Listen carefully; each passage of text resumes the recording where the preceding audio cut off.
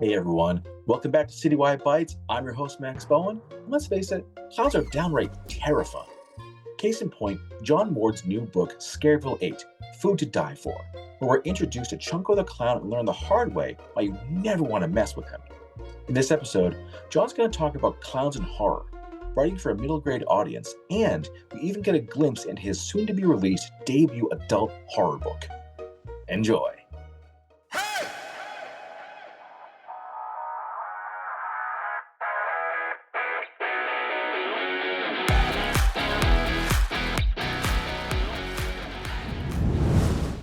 All right, John. So to start things off, man, fucking clowns, dude.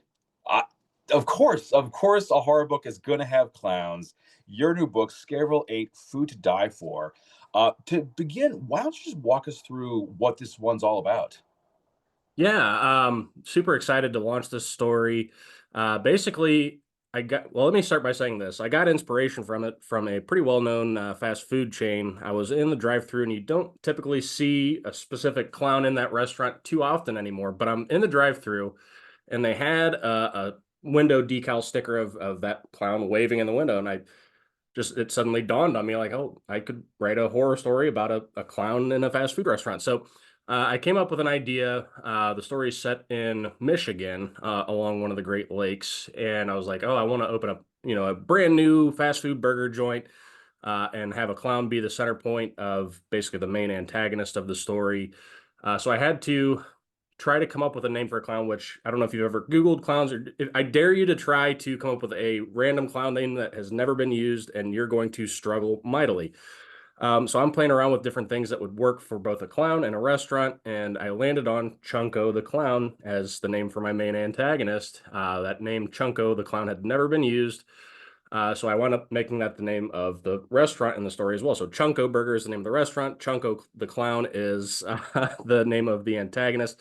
But basically, the moral of the story is trying to teach kids to be respectful of other things. The tagline for the story is "Don't anger the clown," because teenagers, what do? They like to mess things up. They like to destroy things. They like to do all these different things. Well, they stole some things from the clown mascot, which is like I don't know if people are familiar with like the old stone mascots that people had in their restaurants or what have you. So that's what Chunko was meant to be. But they stole his little horn and a couple little plastic cheeseburgers from his tray, and all of a sudden, mysterious things start happening in their small town. Kids start disappearing. So it's got a lot of mystery and intrigue with that. But that's the overarching idea of the story. Don't anger the clown, which is also another life lesson I think we could all live by. You don't want to make them mad. Just don't piss off clowns, guys. They're trying hard. Don't piss them off. Um, it's interesting because you talk about how like kids like go missing. So there's no safety here, right? There's no like line that isn't going to get crossed. My question is though, what is the importance of that with regards to horror? Like, why is it important to not have a too far point? Yeah, great question. So, with this being in middle grade, I had to write it in a way that feels safe, but also this is one of the first stories of the series that had higher raised stakes where kids actually wound up going missing and there's no answer as to why or where they're going or what happened. So with middle grade, or like I said, you got to be careful, tread carefully. Um, it is important to have it in horror, um, just to kind of get people to be a little more afraid. And that was my goal with this story. I wanted it to be one of the scarier stories in the series, not just because it's a clown, but because kids are going missing, and that's frightening for anybody, parents or kids alike. Nobody wants to go missing. Um, but by the end of the story, I wrapped it up and gave clarity on where the kids went. Now, was it a happy ending? I don't know. I'm not going to specify, but Nope. that does get revealed later on in the story, and it's a really cool twist ending, especially for people that have been reading my series all along. There's a nice little tie-in to the first book of the series. So Okay. What got this series off in the first place, and what would you say has kind of like kept it going for now 8 books? yeah, so just to kind of give a little bit of backstory, I was always told I was a good writer when I was in school and stuff like that. But once you get to high school, you're always told, you got to go to college or get a job. I did kind of a mixture of both. I stopped writing, stopped reading for a very long time. and I've bounced around manufacturing jobs, sales jobs, and I've never felt complete. I've never felt happy. I never felt any of these things. And there was one day I was out at a local park here in Canton. It's called Sippo Lake Park, and there's just this beautiful lake with a lot of hills and woods and all this stuff. And I'm out on this dock, kind of racking my brain about how can I be happy? And I've always wanted to be in the horror industry in some way, shape, or form. And I'm standing out on this dock, and I turn around and look, and I knew it was there, but it connected the dots all at once at this moment. But there was a library up on the hill, and I had that light bulb moment where I'm like, oh, I could write books. Like, I was always told I was a good writer and all this different stuff. So I started to think, like, where would I be the happiest writing? And I thought back to how R.L. Stine and his Goosebumps books got me into horror, got me into reading, and I'm like, man, like, I would really love to write kid-friendly horror, but maybe make it to where adults could enjoy it as well. And suddenly the floodgates opened, and I don't know, I've got 50 plus ideas for stories right now that I could conceivably write, and I have a lot of fun doing it. So up to this point, I actually just finished writing the first draft for the ninth book of the series as well. But the plan is to keep going, which is a Yeah, lot of fun and excitement. I love that. So with like 50 plus ideas that you could write, how do you know which is the one you want to go with? Honestly, it's kind of tough, but it's kind of it's actually tough to explain too. But whatever is kind of dominating my headspace at the time, that's the story that I push through, because I've learned to trust my instincts and my brain along this journey. Because if you don't, you're going to wind up struggling to get a story out if you're trying to force something else that's not really top of mind. But I've already got probably my next three stories kind of already pre-planned on what I'm going to write in that specific order. So yeah, it's kind of one of those things where if story A is dominating my headspace, that's the first one I'm going to write. Now, what's interesting is before I originally started self-publishing before I signed on with Crystal Lake, they have since signed me on and republished all my works. But before I even started self-publishing, I actually wrote the first three stories of the series before I ever published anything or anything like that. So the first book that was published, which was Welcome to Scareville, was actually the second book I wrote. The second book that I released, which was How to Create a Monster, was the third book I wrote, and then the third book I released was the first book I wrote. And I had to rearrange them because it made more sense um, to get the series up and running and feel kind of a more chemistry, whatever you want to call it, kind of way to Hmm. progress the series. So Yeah. yeah, What ties these books together? Is there like a massive like world that like each story inhabits? great question. So yes and no. So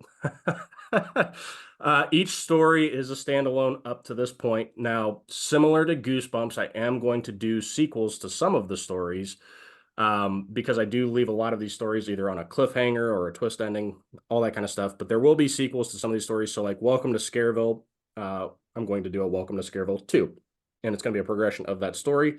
However, like with Food to Die For, which was book 8 of the series, it ties into the first book a little bit. There's a little connection there, which is pretty rare for the series, but they are, like I said, they're all standalones. They can be read in any order. Even if you started with Food to Die For, you could still read that and enjoy it without having to know what happened in previous books. Um, but yes, there will be sequels. And my idea is to write a book for each of the 50 states. So every story's been focused in a different state that I feel like fits the mold for the story that I'm trying to write. So yeah, So we could one day be seeing like Scareville like 60, right? yeah. Hopefully, I mean that would be great. Yeah, right. I would love for that to be a thing. Yeah. Obviously, if I was a full-time writer, I could probably get a story a month out pretty consistently. But Wow. as it stands, I still work my day job on top of writing and Yeah. taking care of the house and everything, so it makes it a little bit tougher. But um, yeah, I hope to take the R.L. Stine method and path one day and get that full-time status where I can just burn out a bunch of books that are great and people love them, hopefully. Hopefully, hopefully. Now let us talk about Crystal Lake because we've had a number of their writers over the years on the show. How did you come onto their radar, and what's it been like working with them? Yeah, so another really good question. So I've, like I said earlier, I've been in sales for a long time, so I've kind of learned if there's something that you want or someone you want to connect to, keep an eye on those people and wait for the opportunity to strike in some cases. So I had been watching Crystal Lake for a long time. I respect what they do and all these different things. And there was a point last summer, I want to say, where I saw Joe Meinert had posted about starting a kids branch of Crystal Lake, and they were all excited about it. So I shot my shot. I reached out to Joe and I'm like, hey, my name's John Ward. I write this series called Scareville. It's same vein as Goosebumps, middle grade horror. I sent him some covers and kind of explained what my goals were with the series. And Joe read it all and was very polite and was like, hey, let's get a meeting booked. Let's talk a little more in depth. So we scheduled a Zoom call kind of similar to this and just chatted about what each of us envisioned for the series. And he sent me a contract later that day.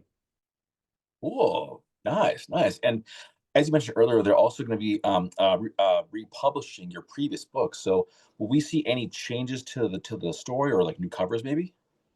Great question. So actually the first 7 have already been republished. Gotcha. They were basically doing 1 book a month, relaunching it. So that started in February, and now we're finally fully caught up, and Food to Die For just launched back in September. So we're finally caught up, and I just finished the 9th book. But they did make minor changes. Specifically with the first book, the ending changed a little bit. Similar ending, still a twist ending, but they wanted me to add a little more flair to the ending, which was fine. But grammatically, I would say is the biggest thing. I worked with editors for my series when I self-published, but as we all know, the power of publishers and the editors they have are generally going to be top-notch. So they caught a lot of mistakes that just fell by the wayside. And I was still new to the writing game at that point. Even if I read through it, it's one of those things where an outside reader will catch things that your brain doesn't because you wrote it. So I read through it and I'm like, okay, this looks great. And then when I got my edits back from Crystal Lake and I just saw all these marks, I'm like, how did I release this to the world? Like, oh my God. But it was good. Right. I mean, people still enjoyed them. They loved them, even when I self-published them. And it's a growing thing. But I would say grammatically, it's much cleaner with some minor twists or additions to the stories that wouldn't have been there in the past. Okay. All right. So I want to talk about covers because the cover for this book is downright terrifying. Because again, fucking clowns. Who did the cover? Because it's amazing work. Yeah. So I work with a guy named Jorge Iricheta. He's from Mexico, and I found him on an app called Fiverr. Now, I don't know how many people are aware of what Fiverr is, but it's basically an app where people can outsource services and people can go purchase those services. And I had been looking for something that would give similar to Goosebump vibes, where it's like that custom illustration. And I ran into his profile and loved what I saw. So I immediately knew he was the guy I needed to and wanted to work with. And he's great. Jorge is awesome. I strongly, strongly recommend him. I literally just tell him what I envision in my brain and my imagination, and he brings it to life perfectly every time. He just nails it. Love working with Jorge. He's great. Nice, nice. I mean, my co-host, Curtis and I saw the cover. We're like, Jesus. Okay, Yep. good, good. This is good. It's good. It's good when the cover elicits like that response. You think, oh shit, that's terrifying. Yeah. It's good stuff, man. Do you have a favorite cover? Ooh, favorite cover. So I love them all, honestly. Every one of Yeah. them gives me a different reaction. I love seeing the different color combos and what he's able to come up with. But I would say probably How to Create a Monster, which is the second book of the series. Particularly proud of that because the creature on the cover is completely from my imagination, like complete made up thing. It's a jack-o'-lantern head monster basically, but I made it to where it had like lollipop striped eyes and like a gumdrop nose and candy corn teeth and stuff. And so it's just really cool to see that come to life on the cover, and it really grabs people's attention. So I would say that's probably my favorite cover of the series. Yeah. It's funny how they say don't judge a book by its cover, but the cover really sells the book. Yeah, Ultimately, you see that you think, "Oh, what's this?" And then you might actually buy it. 100%. I am not a big proponent of saying not to judge book. I judge books by their covers frequently, and that's Hmm. it's a real thing. So the first thing that's going to pull most readers in is a quality cover, and then the next step is they're going to flip that book over, read the synopsis, and if they enjoy the synopsis and the cover, they're going to more than likely 90% chance they're going to buy the book.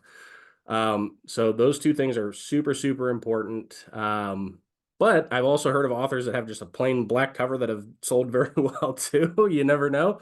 But yeah, I think covers are one of the most important pieces, and they're always exciting to do cover reveals too. That's one of my favorite parts. So Okay. All right. Let's dive more into the story. So we have Kira and her friends learn the hard way of not messing with clowns. But who is Kira? Who are her friends? What's the role they have in the story other than like messing with the clown? yeah. So honestly, Kira, so let me backtrack a little bit. So Kira is based on a fan of mine, a young fan of mine from North Carolina. She's been one of my biggest supporters, her and her mom both. They've been supporting me from day one. So I'm like, you know what? I'm gonna name a character after you in a book. Um, so more or less, it's just summer break in Michigan. It's Kira and her friends. They're the main characters of the story. We have some other side characters with kids that wind up going missing or what have you first, but really, it's just them trying to enjoy summer break. And the book opens up with basically a radio jingle TV commercial of Chunko the Clown and Chunko Burger, and the grand opening is coming. So everybody in town's excited because it's a new thing. And I don't, for people that live in towns where new restaurants open, you always know when that restaurant first opens, people flood to it and stuff like that. So that's kind of how the story opened. And then while they're there, there's obviously a massive crowd of people inside the restaurant, so they know nobody's really paying attention to them. That's when they steal these things and they go out to the Great Lake. And I can't remember which one it is off the top of my head. I'm having a brain fart, but they throw all this stuff out into the lake because that's what kids do. They just they take things and they throw them around and lose them or what have you on purpose. And then that's when mysterious things start to take place. Like I said, kids wind up going missing. My main character Kira starts to have situations where she sees a clown walking around town and kind of harassing her in the middle of the night, showing up in her house, and basically creates all this intrigue, really, that is going to pull people into the story. And she tries to discover the truth and figure out what's going on with this magical clown that's just appearing and torturing her and her friends, more or less.